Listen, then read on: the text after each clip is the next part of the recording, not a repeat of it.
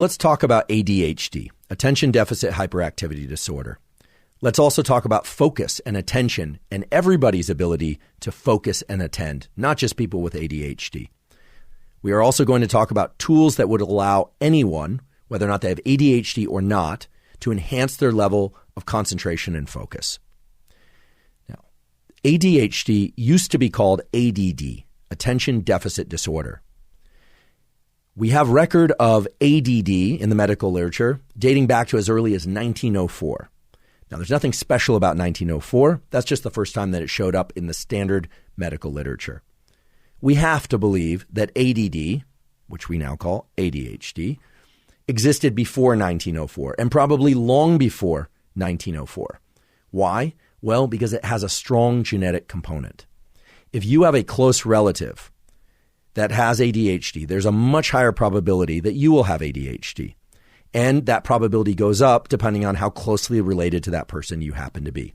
So for instance, if you're an identical twin and your twin has ADHD, there's a very high concordance, as we say, a very high probability that you will have ADHD, up to 75% chance. If you have a fraternal twin with ADHD, that number goes down a bit in the 50 to 60% range, and so on. If you have a parent with ADHD, that number ranges anywhere from 10 to 25% likelihood that you will have ADHD. If you have two parents, and so on and so on. Okay, so there's a genetic component. That genetic component, it turns out, relates directly to how specific neural circuits in the brain wire up, the chemicals they use, and the way they use those chemicals, a topic that we are going to discuss in depth today.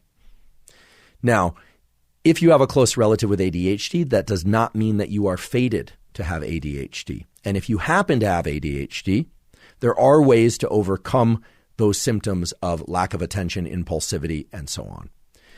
Another important point about ADHD is that it has nothing to do with intelligence. Whether or not we're talking about intelligence measured by a standard IQ test, a rather controversial issue, as many of you probably know. There are lots of forms of intelligence that a standard IQ test just wouldn't pick up. Emotional intelligence, musical intelligence, spatial intelligence, all sorts of intelligences. None of them are related to ADHD. Being very high functioning doesn't make you more likely to have ADHD, and being ADHD doesn't necessarily mean that you have a low IQ. So there are people with ADHD who have low IQs, people with ADHD with high IQs, people with ADHD with high emotional IQ or with low IQ in the emotional scale. It's all over the place. The important point is that your ability to attend and focus does not relate to how smart you are or your IQ of any type, not just a standard IQ. The renaming of ADD to ADHD took place in the mid to late 1980s when the psychiatric community and the psychological community started taking better notice of the fact that so-called hyperactive kids also had attentional issues. This might seem obvious, but there's been extensive and ongoing revision of the criteria for designating a psychiatric disorder. And this is still an ongoing process, even today. So in the mid-'80s, we started hearing about ADHD, and then gradually that term ADD has been dropped away. However, just the renaming of ADD to ADHD has led to much better diagnosis and detection of ADHD. So right now, the current estimates are that about 1 in 10 children, and probably more, have ADHD. The current estimates are anywhere from 10%, 1 in 10, to as high as 12%. Now, fortunately, about half of those will resolve with proper treatment, but the other half typically don't. The other thing that we are seeing a lot nowadays is increased levels of ADHD in adults. And there's some question as to whether or not those adults had ADHD that went undetected during their childhood, or whether or not ADHD is now cropping up in adulthood due to the way that we are interacting with the world. In particular, smartphone use, the combination of email, text, real-world interactions, multiple apps and streams of media and social media all coming in at once, trying to manage life. All of the things that are going on are creating a kind of cloud of pulls on our attention. And so there is this question to whether or not we are creating ADHD in adults that never had ADHD prior to being an adult. So let's talk about attention. And first, let's just define what we mean by attention. Out there in the scientific literature and in discussions about ADHD, we will hear things like attention and focus and concentration and impulse control. For sake of today's discussion, attention, focus, and concentration are essentially the same thing. Okay, we could split hairs, and the scientific literature does split hairs about these. But if we want to understand the biology and we want to have a straightforward conversation about ADHD, if I say attention or focus, I'm basically referring to the same thing, unless I specify otherwise. Okay, so people with ADHD have trouble holding their attention. What is attention? Well, attention is perception. It's how we are perceiving the sensory world.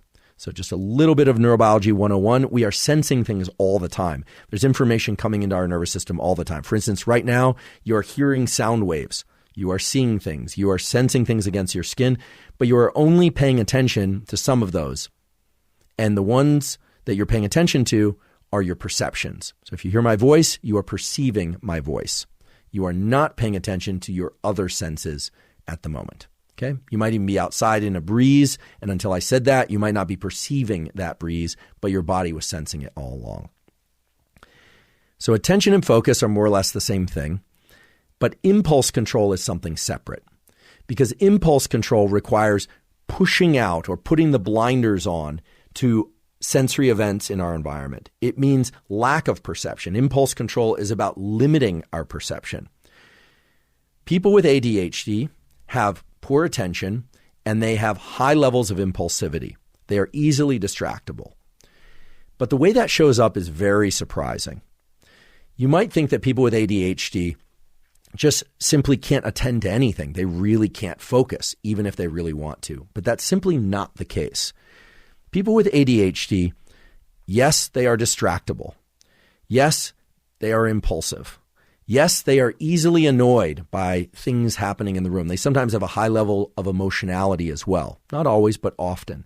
However, people with ADHD can have a hyper-focus, an incredible ability to focus on things that they really enjoy or are intrigued by. Now, this is a very important point because typically we think of somebody with ADHD as being really wild and hyperactive, or having no ability whatsoever to sit still and attend.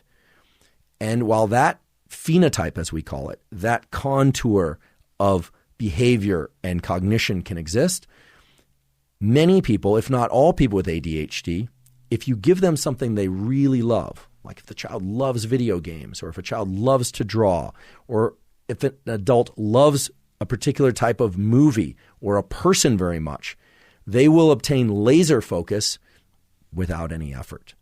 So that tells us that people with ADHD have the capacity to attend, but they can't engage that attention for things that they don't really, really want to do. And as we all know, much of life, whether or not you're a child or an adult, involves doing a lot of things that we don't want to do. Much of our schooling involves doing things that we would prefer not to do and sort of forcing ourselves to do it, to attend even though we are not super interested in what we are attending to. There are a couple other things that people with ADHD display quite often. One is challenges with time perception.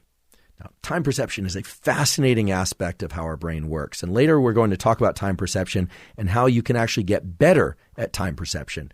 It's very likely that right now you are doing things that get in the way of optimal time perception. And I will tell you how to adjust your ability to measure time with your brain.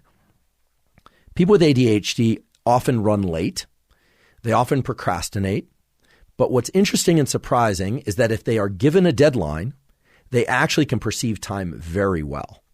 And they often can focus very well if the consequences of not completing a task or not attending are severe enough. It's a little bit like the way that people with ADHD can really focus if they like something. Well, if they're scared enough about the consequences of not attending, oftentimes, not always, but oftentimes they can attend. If they're not really concerned about a deadline or a consequence, well, then they tend to lose track of time and they tend to underestimate how long things will take. Now, many people do that, not just people with ADHD, but people with ADHD have challenges understanding how to line up the activities of their day in order to meet particular deadlines, even if it's just a simple thing like finishing one set of tasks before lunch. Oftentimes, they will remember that lunch starts at noon, but somehow they aren't able to fill the intervening time in a way that's productive. And they can obsess about the upcoming deadline, for instance.